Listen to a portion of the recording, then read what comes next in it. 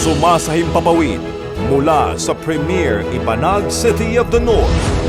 Para sa Diyos at sa Pilipinas nating mahal, ito ang DZYT 765 SMNI Radio Tuguegarao. Kapartner mo sa balita at serbisyo.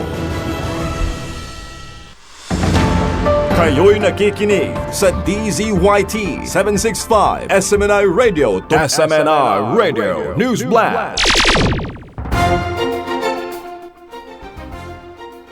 Mariing tinanggi ni Pangulong Ferdinand Marcos Jr. na may anumang utos na arestuhin si Senator Ronald De La Rosa kasunod ng mga ulat na may ICC warrant umano laban dito kaugnay ng war on drugs ng nakaraang administrasyon. Sa kanyang video message, sinabi ng Pangulo na walang kinalaman ang pamahalaan sa mga putok na narinig sa loob ng Senate of the Philippines habang naka-lockdown ang gusali.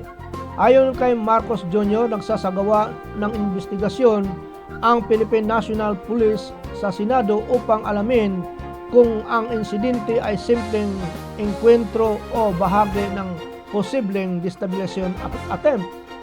Nilinaw din ng Pangulo na ang mga uniform personnel sa Senado ay nakatalaga lamang para sa seguridad ng institusyon, kabilang ang mga pulis, marine at mga tauhan ng Office of the Senate Sergeant at Arms. Sa ngayon, patuloy ang investigasyon habang nanawagan ang Malacanang na katahimikan at paghihintay sa resulta ng mga pagbusisi sa insidente.